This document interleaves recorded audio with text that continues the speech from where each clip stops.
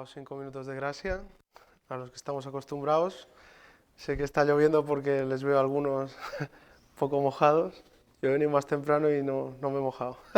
Por eso hay que venir temprano. Bueno, vamos a iniciar con una oración y vamos a hacer un breve repaso de lo que llevamos hasta ahora y continuar con Gálatas 2. Señor, te damos gracias por este día, por todo lo que ha acontecido el día de hoy. Te pedimos que en este tiempo quites toda distracción que pueda haber, Señor, de fuera. Sabemos que cada uno tiene, Señor, en su trabajo, en su casa, en sus diferentes ámbitos en los que se mueve, Señor, situaciones en las que se lleva a su mente, a su casa, una distracción tan grande, pero te pedimos, Señor, que seas tú en este momento todo, teniendo toda nuestra concentración y atención, y que seas tú hablando primeramente a nuestros corazones, a nuestras vidas, y que tengas que reprendernos, Señor, con tu palabra, así como tú sabes, para cambiar, Señor, que es lo que nosotros hemos venido a hacer aquí, a aprender de tu palabra y cambiar con ella. Te damos gracias en el nombre de Jesús. Amén. Muy bien, seguimos con el capítulo 2 de Gálatas. Hacemos un poquito un refresco, aunque el jueves pasado tuvimos una prédica acerca de esto, pero bueno, lo vamos a pasar así. En el capítulo 1, Pablo hace una breve salutación, se presenta como siervo de Cristo, algo que ya estamos acostumbrados a que él lo haga en todas sus epístolas. Siervo de Jesucristo, pues vamos a explicar a qué se refiere exactamente siervo. Si nos vamos a la palabra griega en la que él se refiere a esto, se refiere a esclavo de Cristo. Y vamos a ver en los siguientes versículos de Gálatas cómo él se muestra como alguien que ha muerto al mundo, pero para vivir completamente para Cristo. Esto es lo que Pablo siempre refleja en todas sus cartas en su inicio, presentándose él como siervo de Cristo. Es algo a lo que también nos llama a ser a todos los que seamos seguidores de Cristo.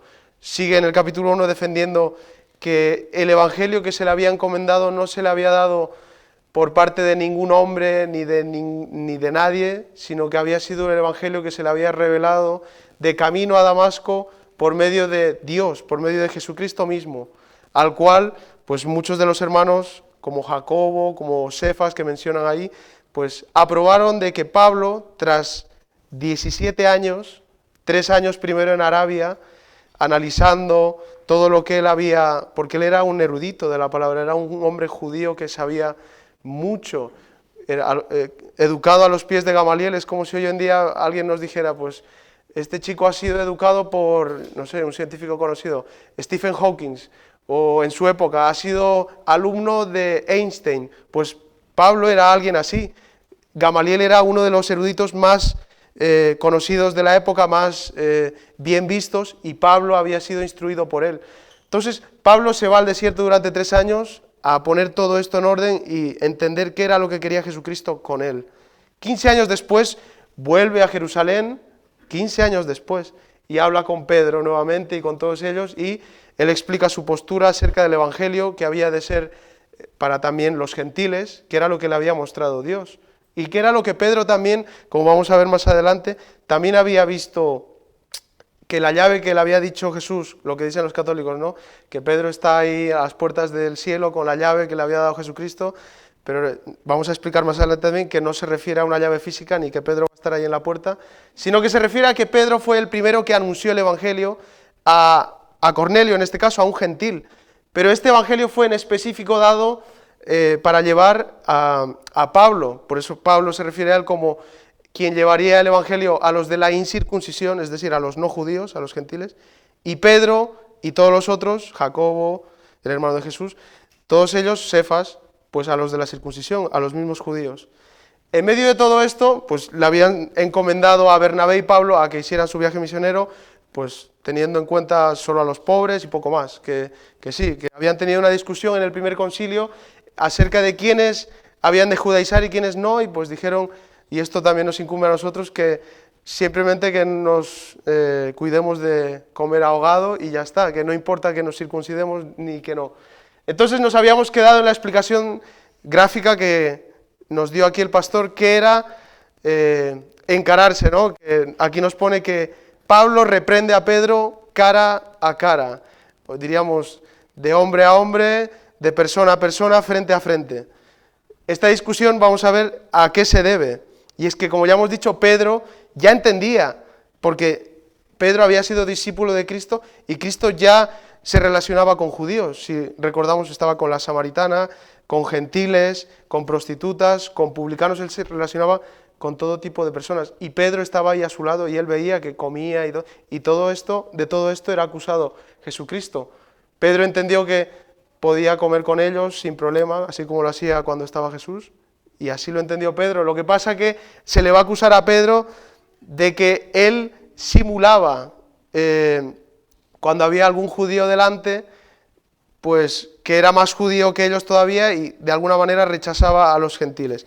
Vemos aquí, Gálatas 2:11, pero cuando Pedro vino a Antioquía, le resistí cara a cara porque era de condenar. ¿Qué es lo que era de condenar? Pues que Pedro quería agradar más a los judíos que a Dios, porque Dios le había hablado también a Pedro de que este mensaje había de ser publicado en toda Judea, en toda Jerusalén, en toda Samaria y hasta lo último de ¿qué? La tierra. Era lo que se le había encomendado a todos los discípulos, sin embargo todos ellos, ¿qué fue lo que hicieron? Pues se quedaron en Jerusalén. Se quedaron en Jerusalén ahí tan tranquilos, pues intentando evangelizar a los judíos, a los que ya conocían la ley, y ciertamente era difícil sacar a toda esta gente de sus tradiciones. Y Pedro pues cedió en este asunto, siguiendo pues las costumbres judías y todo esto. Pero con los gentiles se comportaba como uno más de los gentiles. El problema era cuando había judíos y gentiles, que Pedro de alguna manera pues se hacía al que no, que todavía era judío y de alguna manera hacía sentir mal también a los gentiles. Parece mentira que el mismo Pedro en Hechos 5 dijo que es mejor agradar a Dios que a los hombres, pero en esta manera se está contradiciendo porque vemos cómo intenta agradar todavía a los judíos, haciendo pues valer las tradiciones, la ley judía. Pablo estaba dispuesto a discutir con Pedro por la defensa del Evangelio que, como ya él mismo dijo en el capítulo 1, no había sido dado o revelado hacia él por hombres, sino por el mismo Jesucristo. Entonces, las faltas y los errores de los hermanos, como hemos visto en este caso, que se enfrentaron cara a cara, pues se hacen de esa manera, primeramente en privado. Hay un versículo en la Biblia que luego lo vamos a leer, cómo son los pasos a seguir en este asunto. Ellos lo trataron de esta manera, cara a cara y seguramente de una manera acalorada, entendiendo un poquito, leyendo el Evangelio, los Evangelios, pues el carácter de Pedro, pues no era alguien que tú le dijeras algo y él seguramente se quede callado, sino que también seguramente se alteró y se levantó y levantaron mucho la voz, y si yo estuviera en medio seguramente me hubiera ido corriendo, porque Pablo también era de un carácter bastante fuerte, porque pese a haber pasado 17 años, recordemos que él en los inicios era quien perseguía a la iglesia, era quien no solo estaba por delante y lo autorizaba, sino quien pedía las cartas para que fueran perseguidos, encarcelados y muchas veces apedreados. Él estaba delante del apedreamiento de Esteban, él lo aprobaba. 17 años más tarde, ahora está con Pedro, pues en esta riña acalorada por el Evangelio, por hacer ver cuál era el verdadero Evangelio que les había mandado Dios. Entonces, estamos hablando de dos personas con un carácter demasiado fuerte, una discusión muy tensa entre ambos dos, que había gente delante, por lo que podemos leer y vamos a leer más adelante. Pero estas riñas, pues, se resuelven de esta manera, cara a cara, personal, primeramente. Luego hay más pasos a seguir según la Biblia. Leemos en Hechos 15:39. Pablo no es solo con Pedro que tuvo esta discusión, también tuvo otro tipo de enfrentamientos y confrontaciones. En Hechos 15:39 vemos cómo hubo un desacuerdo con Bernabé. Bernabé era su compañero del primer viaje misionero de Pablo, en el que recorrieron parte de Asia Menor y volvieron luego a Jerusalén. Bernabé era con quien tenía que iniciar el segundo viaje misionero. Sin embargo, por culpa de, entre comillas, por culpa de Marcos, el sobrino de Bernabé, pues ellos se dividieron y dijeron, pues, ¿sabes qué? Yo me voy con Bernabé, que era sobrino, con Marcos, que era sobrino de Bernabé, me voy para Chipre, que es nuestro lugar, y tú, Pablo, pues Pablo eligió a Silas y se fue cogiendo más o menos la misma ruta que hizo en el primer viaje misionero y luego yéndose para Europa. Vemos aquí también un desacuerdo y una discusión seguramente que tuvo fuerte Pablo con Bernabé. ¿Esto a qué se debe? Porque en el primer viaje ya Marcos intentó viajar con ellos, de hecho inició el viaje. ¿Qué pasa? Que a medio viaje Marcos pues se echó para atrás. Tampoco nosotros le podemos echar en cara a Marcos, ¿por qué te has ido para atrás? ¿Por qué has mirado para atrás? Realmente Marcos era una persona muy joven y tenemos que entender que el viaje misionero que emprendía Pablo y Bernabé, ya personas maduras en el Evangelio y maduras de edad, pues no era lo mismo pasar hambre, pasar frío, pasar calor, no saber dónde vas a dormir, incertidumbre para estos hombres que ya lo tenían todo claro, que para alguien que se estaba iniciando en todo esto. Y evidentemente, seguramente le entró miedo, le entró temor, incertidumbre, y dijo, no, yo soy joven todavía, volveré a mi casa, que ahí me están esperando mis padres. Aparte, Marcos se sabe por su casa, porque era muy grande, porque cabía mucha gente, que él era alguien pues, que tenía bastante poder adquisitivo, tenía bastante dinero. Entonces, alguien que pasa de tenerlo todo en su casa a no tener nada casi que comer o estar así a expensas de hoy vamos a comer, hoy vamos a dormir en la calle, hoy qué vamos a hacer. Pues seguramente en medio de todo esto, al principio del viaje, se retiró. Por eso es que Pablo, al iniciar el segundo viaje misionero, le dijo, con este ya no nos vamos porque nos va a ser la misma, que a medio viaje se va a ir. Pero Bernabé confió en él, y fíjense que el Señor de todo esto, pues saca algo bueno, que al final ellos iban igual a transmitir el Evangelio, y Bernabé con su sobrino Marcos se fueron para Chipre, y Pablo se fue más para el norte. O sea, el Evangelio igual se transmitió, pues, por más sitios todavía para los gentiles. El Señor usa a veces estas cosas que nosotros decimos, pues ha pasado esto, pero no sé por qué ha pasado. Luego se reconciliaron, porque hay buenas palabras en las cartas de Pablo hacia Marcos. También fue alumno de Pedro, esto también ayudó bastante, un gran discípulo de Pedro, Marcos, por el cual también tenemos el Evangelio de Marcos, el que fue investigando al igual que Lucas, y pues tenemos estos escritos a día de hoy. Pablo por esto es que se separa de Bernabé. Entonces vemos que no hay un hombre, un varón perfecto. Vemos que Pablo, pese a tener la revelación de Cristo, pues tuvo estos enfrentamientos, podemos decir estos errores entre comillas. También vemos en la Biblia a otros personajes que tuvieron sus diferencias y pues errores también que cayeron, como Sansón, por ejemplo Elías, Jonás, que no hizo caso, ¿no? Primeramente, luego tuvo que pasar esos 3 días dentro del pez grande para ir a lo que Dios ya le había mandado anteriormente a hacer, que era predicar en Nínive. Pero a todos ellos, el Señor, y a más hombres, y a nosotros también nos puede pasar, que caigamos, pero el Señor restaura. Siempre está dispuesto para el Señor a levantarnos de ahí donde estemos, aunque estemos muy caídos, muy hundidos, pues el Señor está ahí tendiéndonos la mano y solo dependemos de nosotros de coger de la mano del Señor y seguir adelante. El Señor está dispuesto a restaurar a todo el mundo, haya hecho lo que haya hecho, porque el Señor murió por nosotros y ya pagó por todo lo que has hecho, no por lo que hiciste antes, sino también por lo que ya vas a ser después, porque indudablemente todo el mundo en su interior, como dice Pablo en Romanos, hay un pecado que mora en nosotros con el cual vamos a luchar hasta el fin de nuestros días. Y esto, cuanto antes lo entendamos, mejor. Porque esto muchas veces le lleva a uno, ¿no?, a decir, no he caído, pues yo no merezco el perdón de Dios o tal, pero por todo eso el Señor ya ha pagado y ya hemos sido justificados por medio de Jesucristo, por medio de la fe en Jesucristo. Entonces no tenemos que sentirnos culpables, sino ir directamente a Jesús y decirle, Señor, perdón, ha sido un accidente, no volverá a pasar. Y verdaderamente estar arrepentidos. Arrepentirse es, si yo estaba en esta dirección, pues ya no vuelvo a ir ahí, voy aquí. Y cambiar.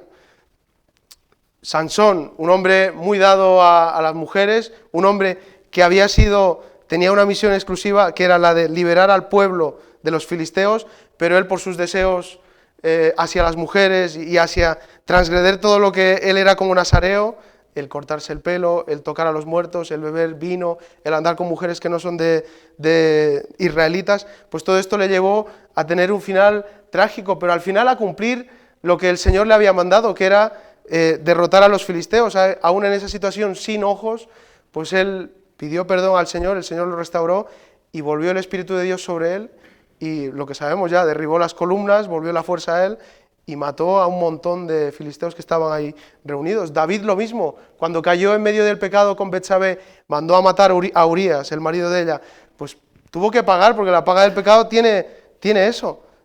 Pagó con su hijo, ese hijo murió, pero el siguiente, ¿qué fue? El siguiente fue el rey de Israel, el siguiente fue Salomón. El Señor en todo esto tenía un propósito. Elías mismo también, un hombre que después de degollar a tantos sacerdotes de Baal, pues le entró la depresión porque Acab y Jezabel le seguían persiguiendo a él, y él se pensaba que era ya el último de los profetas. ¿Y qué le dice el Señor? Pues no, pues hay 7.000 más que no han doblado rodilla.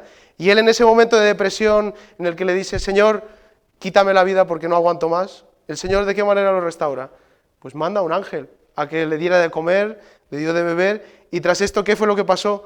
Pues mandó a que ungiera al rey de Israel, de Siria, y luego que cogiera a un discípulo, a Eliseo, otro de los hombres más reconocidos de Israel como los profetas grandes, que hizo los mismos o más milagros que el mismo Elías. Entonces el Señor tiene un propósito con cada uno de ellos y con cada uno de nosotros, pese a que caigamos, porque vamos a caer. Pero el caer tiene que ser un accidente, el pecado tiene que ser un accidente, no tiene que ser algo premeditado ni algo que yo ya haya maquinado que esto va a pasar, no tiene que ser algo práctico nuestro, porque el que practica algo como el deporte, pues llega a ser muy bueno, ¿no? Pues el que practica el pecado también se va metiendo más y más. Tiene que ser algo accidental, tiene que haber un arrepentimiento genuino y completo como ha habido en estos hombres y como nos enseña la Biblia que tiene que ser. Gálatas 2, 12 y 13. Pues antes que viniesen algunos de parte de Jacobo, comía con los gentiles, pero después que vinieron se retraía y se apartaba, porque tenía miedo de los de la circuncisión. Y en su simulación participaban también los otros judíos, de tal manera que aun Bernabé fue también arrastrado por la hipocresía de ellos. Aquí vemos la razón principal por la que Pablo reprende a Pedro. Lo que viene a decirle Pablo a Pedro es que tú vives como un gentil, porque comes con ellos todo tipo de carne, como así se lo había revelado a Pedro en Hechos 10, ¿no? Cuando se le baja el lienzo y le dice, mata y come, hasta 3 veces, y luego le dice, lo que Dios ha limpiado no lo llames tú inmundo. Y luego fue a visitar a Cornelio, a su casa. Pues Pedro tenía entendido eso ya, que el Señor había limpiado todo y que nada era inmundo, y que él podía acercarse a los gentiles y comer con ellos, así como había hecho con Jesús.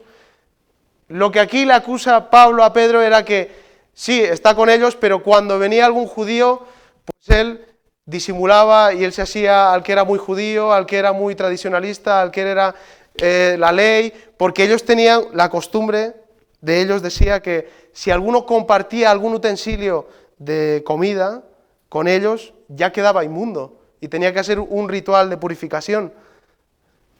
Era a lo que se exponía Jesucristo, por eso le acusaban tanto a él de este come con publicano, con prostituta, con gentil. Era una acusación muy fuerte y era algo que tenían que ellos llevar un ritual de purificación según las costumbres de ellos. Y era algo que Pedro había entendido que pues ya no había que hacer esto, pero por congraciarse, por caer bien, por llevarse bien todavía con el sector este judío que todavía no había sido evangelizado, pues despreciaba de alguna manera a estos hermanos gentiles que habían creído y también participaba en que ellos creyeran de que no habían tenido una conversión completa, sino que lo que ellos creían, los gálatas, era, primeramente le había llegado el evangelio correcto de Pablo, pero luego ellos se pensaban que aparte de recibir al Espíritu Santo, pues tenían que, lo que los judíos decían, tenían que circuncidarse, tenían que cumplir con la ley, y aquí es lo que viene Pablo a defender en el capítulo 2 y 3, que no es la ley la que tiene que estar ya sobre nosotros, sino que es la gracia de Dios que está aún hoy en día también sobre nosotros, que no es por la ley, no son por obras, es por la fe en Jesucristo. Y Pedro es lo que hacía mal, era un hipócrita, en otras palabras. Él disimulaba que todavía era judío con los judíos y era gentil con los gentiles, no estaba bien establecido y no lo tenía claro él. Y aquí tenemos que hacer nosotros esta pregunta: si le ha pasado a Pedro esto de agradar más a los hombres que a Dios, nos estará pasando también a nosotros en las diferentes situaciones en las que intentamos, yo qué sé, por caerle bien a la gente, pues hacer un chiste que no toca, o reírnos de aquel al que le están humillando porque nos llevemos bien con ellos.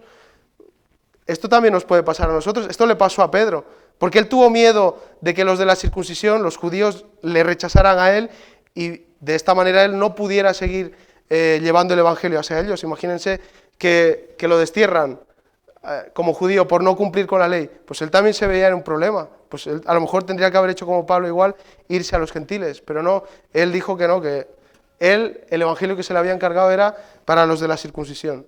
Entonces, de esta manera él tenía confundido esto y quería llevarse bien con ellos, de una manera mala, por eso se le estaba reprendiendo en este momento. El pecado era la simulación o la hipocresía. Acusa a Pedro de falta de principios, porque se abstenía de comer carne delante de ellos, algo que los judíos, pues, según qué tipo de carne no comían, y tenía que ser de una manera determinada, sin ningún tipo de sangre dentro, porque en la palabra está que dentro de la sangre está la vida, y ellos lo llevaban así a rajatabla. Por eso ellos no comían ningún animal ahogado, porque la sangre todavía estaba dentro de ellos, sino que ellos degollaban el animal y dejaban que se desangrara por completo. Así como también hacen los musulmanes. Si ven las carnicerías que se llaman carnicería halal, pues quiere decir eso, que ellos lo han dejado de sangrar y no hay sangre, ningún tipo de resto de sangre en ellos. Pues los judíos de la misma manera. Pedro alimentaba de esta manera la corriente de judaizar a estos nuevos creyentes gentiles. De esta manera él les hacía a un lado y ellos se creían que, pues estamos haciendo nosotros mal, tenemos que circuncidarnos, tenemos que cumplir la ley.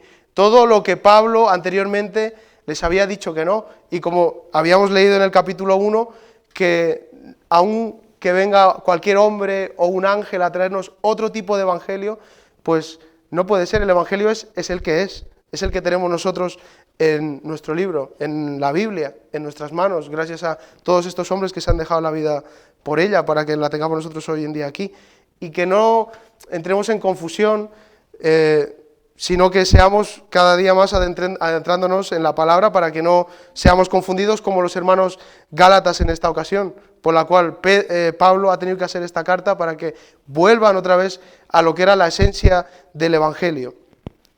Pedro, como ya hemos dicho en Hechos 10, fue a visitar a Cornelio entendiendo que el Señor ya había limpiado, y aún así, pese a tener la revelación de Jesucristo, de Dios en el lienzo de los animales, tal, cuando va ahí les dice: vosotros hermanos, los gentiles, sabéis cuán abominable es para mí venir aquí, porque para ellos era, solo entrar a la puerta de los gentiles ya era algo absolutamente abominable, algo que cualquier otro judío si te viera, pues a lo mejor te podría apedrear como mínimo, o rechazar. Es por eso que cuando el centurión, que se le acercó a Jesús, que tenía a su hijo malo, le dijo: no soy digno de que entres en mi casa, solo di la palabra y mi hijo, mi siervo, será sano. Este gentil, este judío, este centurión romano, sabía estas tradiciones de los judíos porque se movía entre ellos y sabía que si un judío entraba en su casa quedaba impuro, de modo que él defendió de esa manera a Jesucristo y le dijo: Jesús, no entres en mi casa. Yo sé que tú eres un hombre de autoridad al igual que yo, porque si yo le digo a este ve, viene, y al otro si le digo va, si tú dices la palabra, mi siervo será sano. Y ahí es cuando Jesús le reconoce a este centurión: grande es tu fe, que no había encontrado una fe así en toda Israel, en toda Jerusalén. Y así fue, y cuando fue a su casa, su siervo ya era sano. Pues Pedro, cuando entra en la casa de Cornelio, no estaba solo Cornelio, había un montón de gentiles, todo familiar, amigo, me imagino Cornelio, que había llamado para recibir el evangelio. Pedro lo primero que les dice es esto: vosotros sabéis cuán abominable para mí es estar aquí con vosotros, pero estoy aquí no porque yo haya querido, sino porque el Señor me ha revelado que venga a vosotros y os revele este evangelio. Y enseguida vino y se derramó el Espíritu Santo, y los judíos que habían ido con Pedro se sorprendieron, porque era la primera vez, como ya hemos dicho, que se cumplía esto de que Jesús le había dicho: no, pues tú tienes las llaves del reino de los cielos a Pedro. Se refería en concreto a este pasaje. Fue el primer gentil al que fue predicado el evangelio por parte de Pedro. Pedro tenía la llave al reino de los cielos, no física, sino a través de esta visitación, esta palabra. Y se sorprendieron grandemente los judíos que habían venido con Pedro, y el mismo Pedro seguramente, de que ellos, siendo gentiles, habían recibido al Espíritu Santo. Era la primera vez que ocurría en la Biblia y en la historia. Y ellos entendieron de esta manera, pues los gentiles también son dignos, así como él había visto en la visión que tenía de los lienzos, que el Señor había limpiado lo que ellos llamaban inmundo, lo que ellos llamaban común. Y en esto estamos también nosotros metidos, porque nosotros somos por adopción, no porque seamos judíos o queramos, como los hermanos de los Gálatas se habían confundido de que nos tenemos que circuncidar, tenemos que cumplir la ley, tenemos que cumplir sus costumbres. No, nosotros somos por gracia, somos hijos de Dios por adopción, porque nos ha llegado el Evangelio al igual que a ellos. Entonces, vemos que hay peligro en seguir costumbres, en seguir tradiciones que no están basadas en la palabra de Dios. Pedro es lo que trataba, seguir las costumbres y las tradiciones que sí, que estaban en la Torá, que estaban en el Antiguo Testamento, pero que ya, tras la muerte de Jesucristo, ya no tenían validez, porque por todo ello ya Jesús cumplió y pagó, porque ninguno de nosotros, si quiere o si lo intenta, es que no va a poder ni un día cumplir toda la ley. La ley no solo eran los 10 mandamientos que se nos enmarca, ellos tenían 613 leyes, las cuales ninguno de ellos fue capaz de cumplir nunca, ni aún a día de hoy. Los que son ultraortodoxos creen que la cumplen, ninguno la cumple, solo la cumplió un hombre, Jesucristo. Entonces Gálatas 1:8 nos dice así: mas si aún nosotros o un ángel del cielo os anunciare otro evangelio diferente del que os hemos anunciado, sea anatema. Pablo estaba dispuesto a defender este evangelio que le había dado Jesucristo, aún confrontando con un apóstol como Pedro, alguien importante dentro de la iglesia. Pues él estaba dispuesto a hacer prevalecer el verdadero evangelio y hacer entender a los que se habían confundido.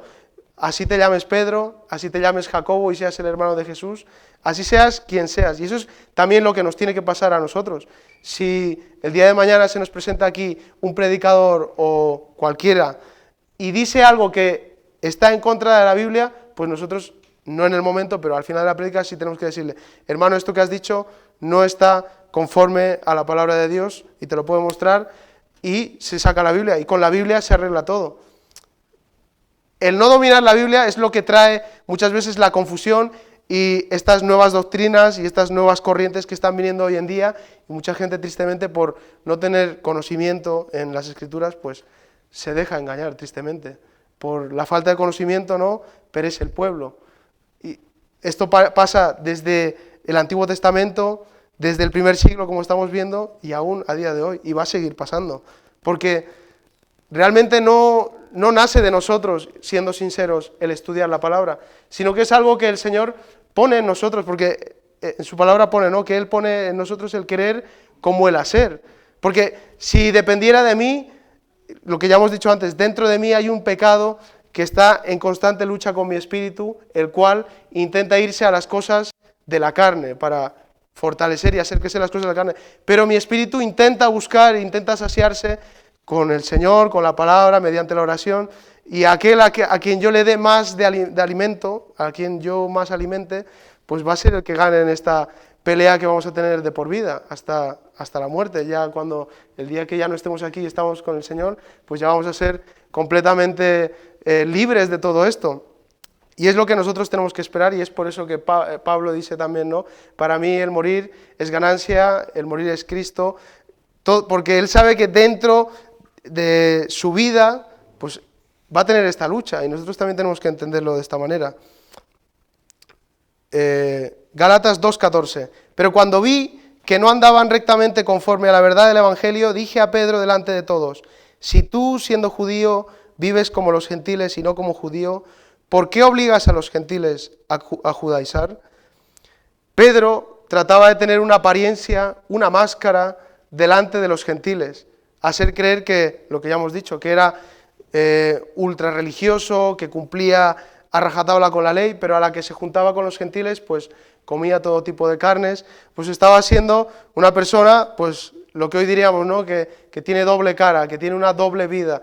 Tristemente esto también pasa mucho, y esto pues nos afecta directamente como iglesia a nosotros, porque la gente no dice personalmente, pues este hermano tiene una doble vida, no, generaliza, dice, fíjate, los cristianos son así. Un día está aquí predicando, está cantando, está pues, ejerciendo su labor aquí en la iglesia, y al otro día está pues en borrachera, está en pleito, está en cualquier otra situación. Y esto es lo que le pasaba a Pedro, pues tenía esta doble vida, ¿no? Delante de los judíos era muy judío, delante de los gentiles era uno más, pero cuando estaban los dos en medio, pues rechazaba a los gentiles y se iba con los judíos. Esto no nos puede pasar. Fíjense que le ha pasado a todo un Pedro que había vivido ya con Jesucristo, había recibido el Evangelio, pero por congraciarse y por caerle bien a los judíos, pues seguía en esto. Es por esto que Pablo le reprende fuertemente, y no solo personalmente, sino que, como vamos a leer más adelante, había gente alrededor, y seguramente no lo hizo Pablo para que entre en vergüenza, sino para que se diera cuenta de su error. Esta es la manera de confrontar que Pablo tuvo con Pedro, de manera personal. Pero la Biblia nos dice en Mateo 18 cuál es la manera y los pasos a seguir que uno tiene que tener cuando tiene un problema con una persona. Mateo 18, 15 al 17 dice: por tanto, si tu hermano peca contra ti, ve y repréndele estando tú y él solos. Si te oyere, has ganado a tu hermano. Mas si no te oyere, toma aún contigo a uno o dos, para que en boca de 2 o 3 testigos conste toda palabra. Si no los oyere a ellos, dilo a la iglesia. Y por último, si no oyere a la iglesia, tenle por gentil y publicano. Hemos visto que Pablo reprende a Pedro, parece primero a solas, pero luego dice que sí que lo reprendió delante de todos. ¿Por qué lo reprende delante de todos? Porque ya no era un conflicto personal. Si yo tengo algo personal con el hermano Esteban, lo tengo que solucionar personalmente y luego seguir los pasos que hemos leído en Mateo. Pero si ya es algo que incumbe a toda la congregación, pues en ese caso sí los afectados tienen que estar reunidos, y es lo que hizo Pablo. Este problema ya había arrastrado incluso, como hemos leído, a Bernabé, que Bernabé, pese a estar con Pablo, pese a haber entendido el Evangelio, pues también fue arrastrado por esta corriente de judaizar a los que ya habían sido creyentes, a los nuevos creyentes gentiles. El problema de la actitud de Pedro es que daba a entender que solo con la fe en Jesús no era suficiente, sino que además eran necesarias las obras de la ley, aunque Pedro no predicaba eso, sino que sus hechos lo manifestaban. Él predicaba una cosa y sus hechos pues hacían la contraria, ¿no? Nosotros tenemos que tratar por todos los medios posibles que esto no nos ocurra, por lo que ya hemos dicho, porque la gente generaliza, hacemos quedar mal, no a nosotros mismos, ojalá quedáramos mal nosotros mismos como personas, hacemos quedar mal al Señor, porque nosotros a quien tenemos que reflejar es a Jesucristo. Y hacemos quedar mal a toda la iglesia, a toda la congregación. Y quizá aquel hermano que tenía alguna duda, pues si ve esta doble vara de medir, esta doble vida de un hermano, pues ya dice, no, yo ahí ya no voy, porque todos ellos son unos, bueno, lo que suelen decir, ¿no? Son unos ladrones, son unos hipócritas, son unos mentirosos. Pues no hay que caer en esto, porque caemos en esto, en que otros lleguen a pensar esto. Con estas acciones hacía sentir a los gentiles que eran unos creyentes de segunda, que no era suficiente solo con la fe en Jesucristo, sino que les faltaba esto más, la ley, la circuncisión, algo que no era correcto. La tradición judía afirmaba que un pecado de un judío pues era menos pecado, era más leve que si lo cometía un gentil. Esto según la tradición judía. Nosotros sabemos que el pecado es pecado, pero aún nosotros, teniendo todo el Nuevo Testamento y tal, pues decimos, no, este pecado pues es más grande que el otro. Por ejemplo, ¿qué es más grave? ¿Robar 1 euro o robar 1.000.000? Es igual, es robar. El pecado, como hemos dicho, el pecado es pecado. Algunos se escandalizan por algún tipo de pecado, como puede ser fornicación, pero aquel que miente también ha pecado. Realmente están al mismo nivel. El pecado es pecado. Y está claro que todos pecamos, todos estamos a expensas y todos estamos en esa lucha contra el pecado. Por eso es importante pues estar empapados de la palabra, venir a Jesucristo. La oración, el ayuno ayuda mucho a que esta batalla pues sea más ligera y que ya no seamos nosotros solo los que luchan, sino que sea el Señor en nosotros creciendo, como dice Juan, ¿no? Que sea Él creciendo en nosotros y nosotros mismos menguando, para que esta lucha sea más llevadera, más fácil, porque el yugo del Señor es fácil. Entonces, Gálatas 2:16. Nosotros judíos de nacimiento y no pecadores de entre los gentiles, sabiendo que el hombre no es justificado por las obras de la ley, sino por la fe de Jesucristo.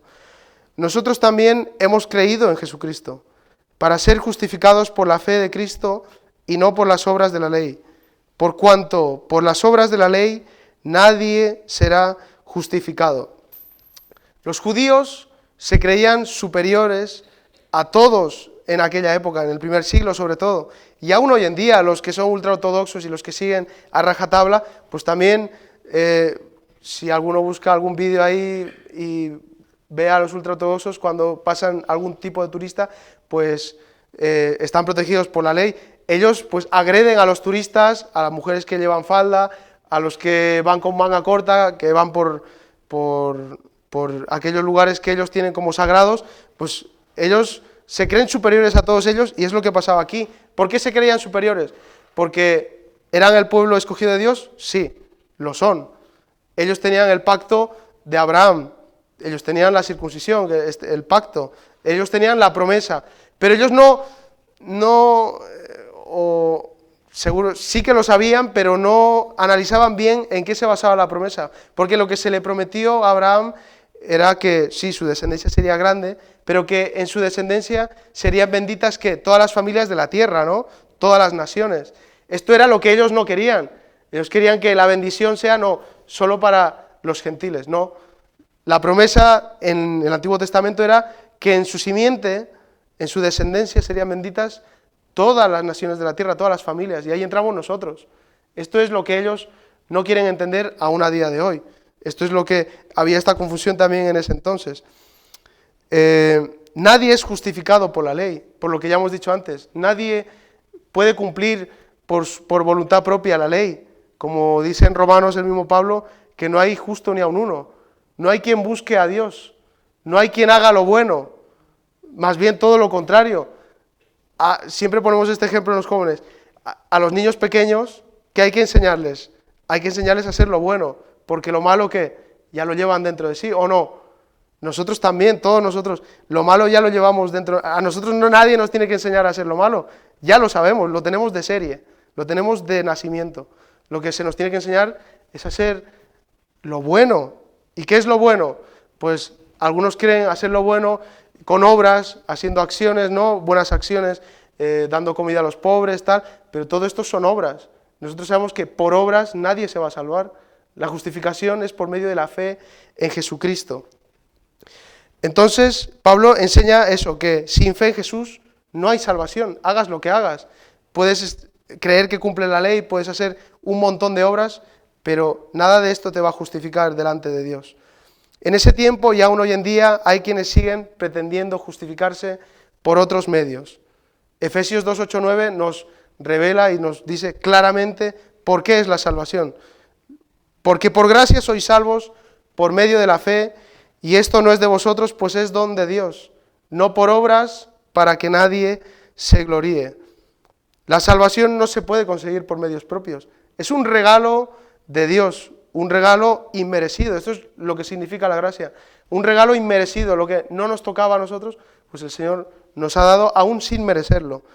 La salvación es la que nos da Jesucristo mediante su muerte, y por eso a través de Él, a través de la fe en Él, pues podemos ser justificados.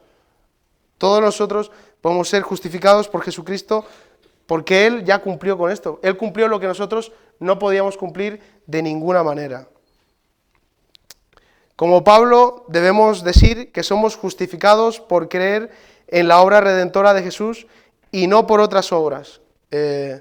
Juan 1:29. Jesús es el Cordero que quita el pecado del mundo.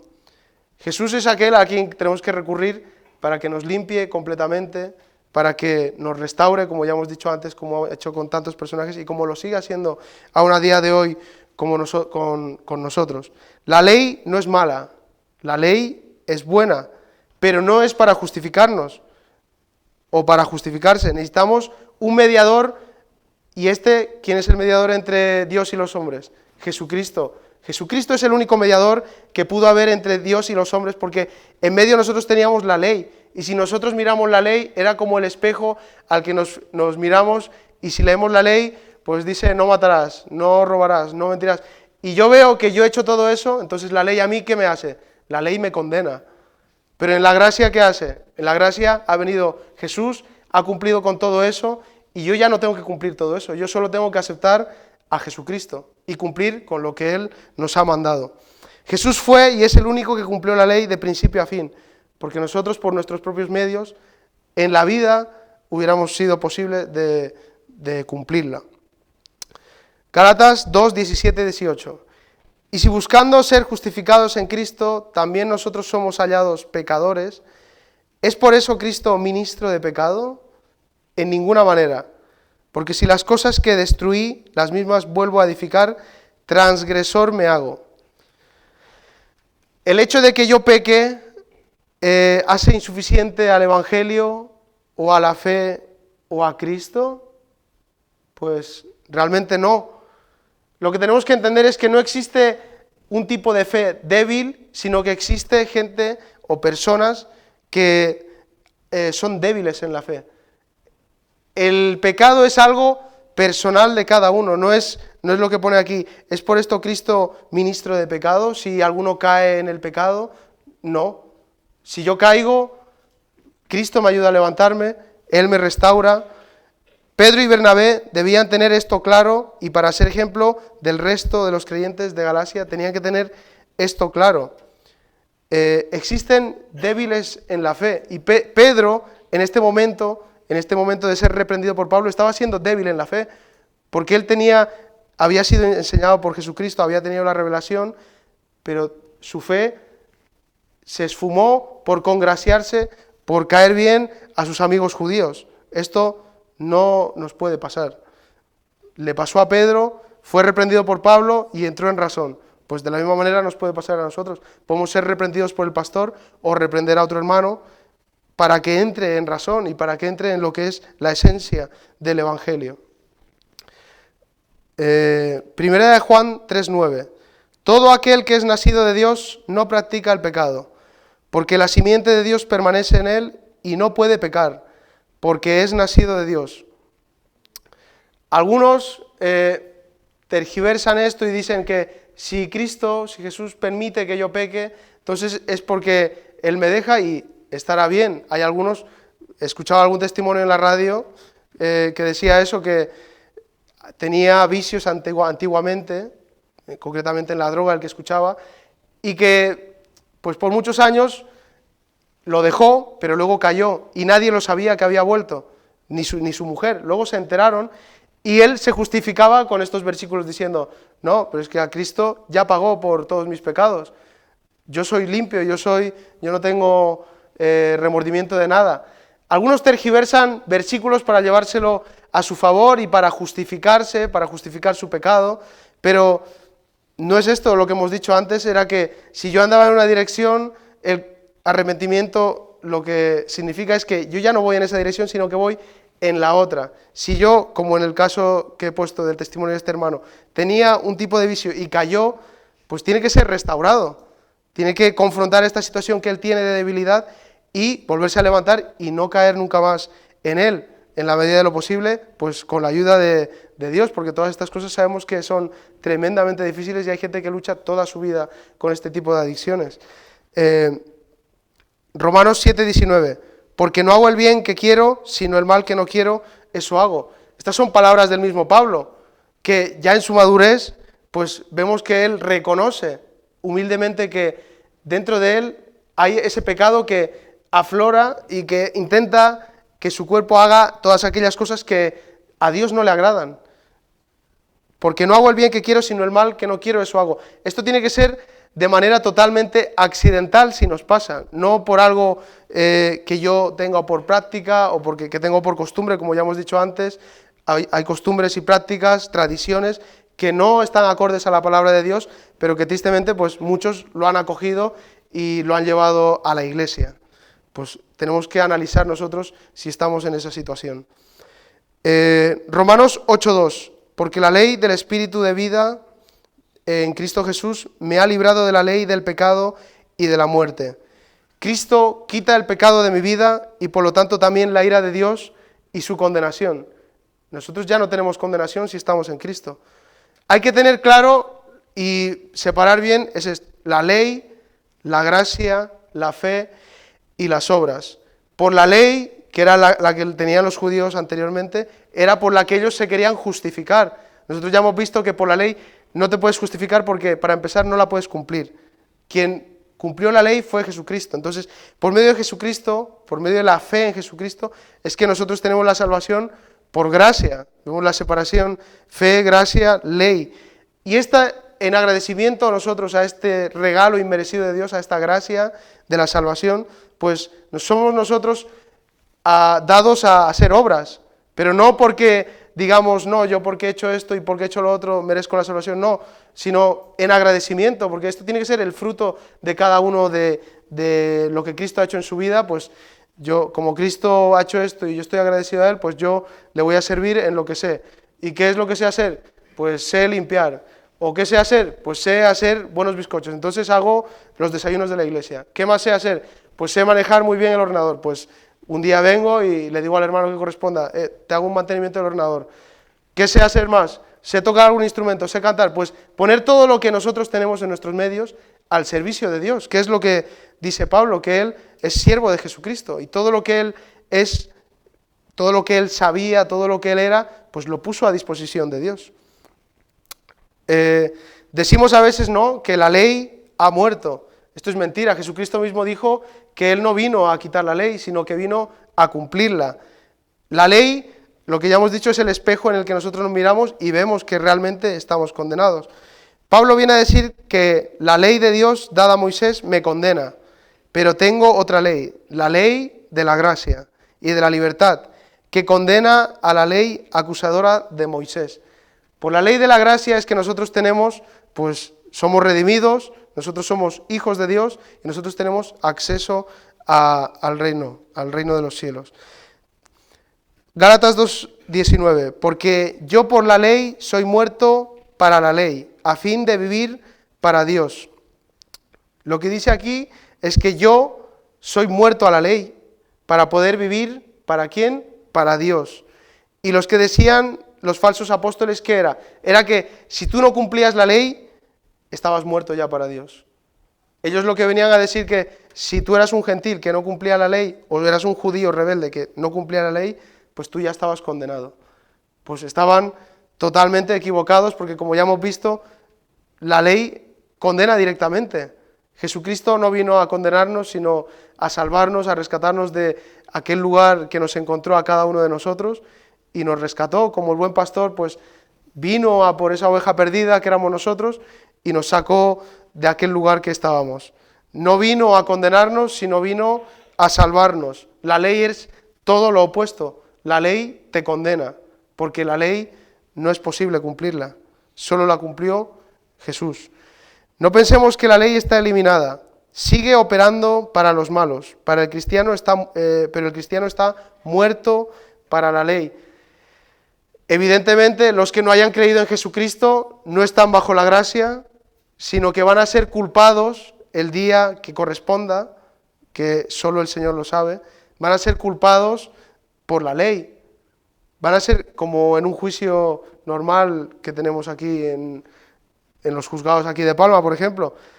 Uno va a ser juzgado, si no está en Cristo, por la ley. La ley le va a juzgar y, como ya sabemos, le va a condenar, porque ninguno, por muchas obras que haya hecho de caridad, o como los millonarios hacen, Steve Jobs, por ejemplo, el de Microsoft, tiene muchas donaciones millonarias, multimillonarias, a ONGs, a UNICEF, a ACNUR, pero todo para él tener una buena conciencia y decir, estoy haciendo obras buenas. Pero todo esto no le va a salvar. Si a él no se le presenta el Evangelio y él no cree en Jesucristo y él acepta la obra redentora de Jesús, no va a ser salvo por muchas obras buenas que él tenga. Entonces él y muchos otros que no acepten a Jesucristo van a ser condenados por la ley directamente. No así si van a Jesucristo, que no ha venido a condenar, sino a salvar a los que crean y acepten en él. Entonces hay dos posibilidades: vivir para la ley, lo que supone morir para Dios, porque vivir para la ley es condenación asegurada. Pero morir bajo la ley, como nos dice Pablo, es vivir para Dios, como él nos dice, vivir para Dios como siervo, como esclavo suyo, como esclavo por amor, por su gran sacrificio que hizo. Entonces, la ley solo puede acusar, puede matarnos, condenarnos. Vivir para Dios es dejar la ley y vivir por fe en Cristo Jesús. Jesús es mi justicia, mi vida, mi salvación, es la vida eterna. Jesús permitió que la ley le acusase a él de manera injusta, porque él, como ya hemos dicho, cumplió la ley, pero él se cubrió y se despojó de su deidad viniendo a este mundo, y en ese momento en la cruz se cubrió de todos nuestros pecados y fue acusado por la ley, y por eso fue muerto por nuestros pecados. Él no tenía pecado ninguno, pero él se cubrió de todos nuestros pecados, los que ya hemos hecho y los que vamos a hacer, y los de todo el mundo, y por eso fue condenado por la ley, injustamente. Pero fue condenado por nosotros, para que nosotros no estuviéramos en su lugar. Él se puso ahí en ese lugar y pagó por nosotros. Entonces es por eso que mediante él nosotros somos librados de esa acusación de la ley y tenemos el acceso directamente por la fe en Jesucristo a Dios, a la salvación. Gálatas 2:20, el versículo que todo el mundo conoce, que es el más famoso de Pablo seguramente. Con Cristo estoy juntamente crucificado, y ya no vivo yo, mas vive Cristo en mí. Y lo que ahora vivo en la carne, lo vivo en la fe del Hijo de Dios, el cual me amó y se entregó a sí mismo por mí. Este es el texto eje de la epístola, y aquí Pablo deja claro que él, todo lo que es él, lo deja a disposición de Dios. Pablo había entregado por completo su vida, su voluntad, su trabajo. Recordemos, como ya hemos dicho al principio, él era un erudito, un hombre que había sido instruido por Gamaliel. Él podía haberse evitado vivir todo este tipo de penurias que vivió como apóstol.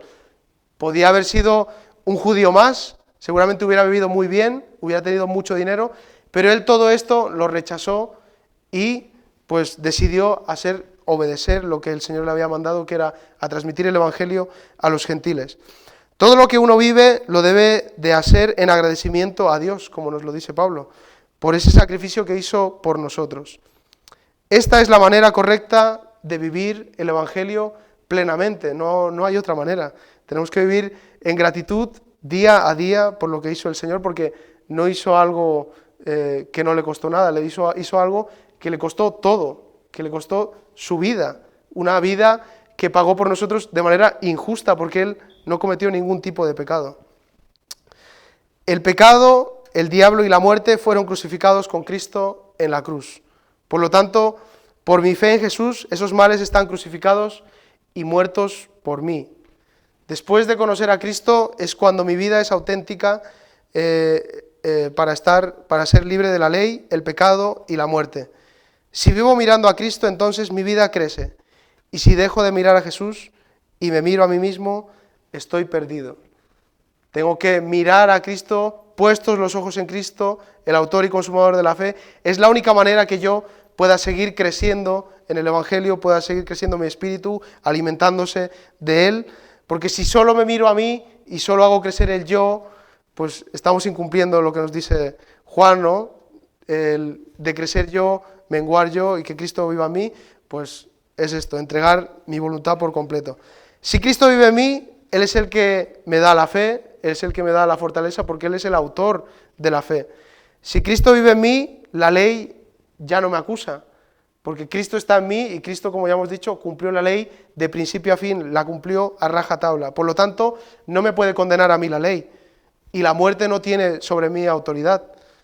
Si yo me miro a mí solo, me veo y sigo pecando, me veo a mí y veo mi pecado. Pero si miro a Cristo, siempre vive limpio de pecado. Cristo es, lo explicaba de una manera, ¿no? Si yo vengo todo limpio y voy a otra persona, al revés, si yo voy todo embarrado y voy a una persona y la abrazo, pues la voy a manchar. Pero Cristo es el único ser al cual yo voy sucio y al abrazarle, al acercarme a Él, no solo no le mancho, sino que salgo yo limpio. Es lo que Él hace con nosotros, siendo inmundos, sucios, llenos de pecado, acercándonos a Él, no solo no le afectamos a Él, sino que Él nos limpia y nos quita de todo pecado. Las buenas obras no son causa de la justicia, sino su fruto.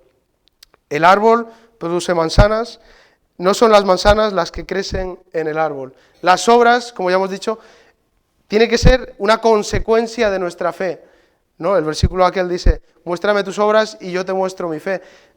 Estas van ligadas, pero no hay que confundirlas.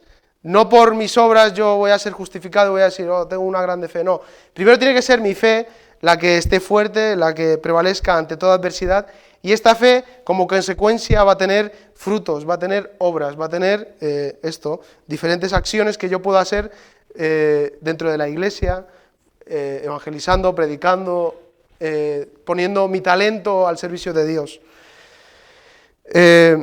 Antes cada uno gobernaba en sus acciones, en sus decisiones, en su vida en general.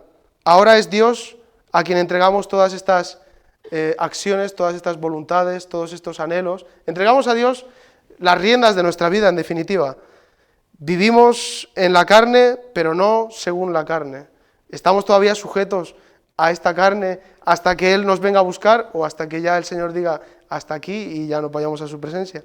Pero hasta entonces vamos a vivir en esta carne, pero no para alimentar, como ya hemos dicho, esta carne, sino para seguir en la lucha de esta carne con nuestro espíritu, mediante y con la ayuda de Dios. Antes de creer, nuestra lengua mentía, blasfemaba, hacía todo tipo de cosas, ¿o no? Pero después de que el Espíritu Santo viniera a nuestras vidas y reinara, pues ya de nuestra boca ya no tiene que salir nada de esto, sino que salen alabanzas, bendecimos, alabamos, no solo a Dios, sino también a la gente, porque nosotros tenemos que ser canales de bendición para las personas y para todo nuestro entorno que está con los que nos relacionamos, si es en la escuela, si es en el instituto, si es en nuestro trabajo. Nosotros tenemos que ser ese evangelio que ellos no van a leer, esa Biblia que ellos no van a leer primero en el libro, sino que ellos van a ver el evangelio reflejado en nuestra vida, y es por lo que ellos se van a sentir atraídos a la iglesia y a Cristo. Entonces tenemos que ser ese instrumento útil para que ellos puedan venir aquí. Dios nunca pide al ser humano nada que no pueda hacer. El Señor sabe y conoce a la perfección cuáles son nuestras debilidades, nuestras fortalezas, pero Él sabe que pidiéndonos esto, nosotros podemos cumplirlo.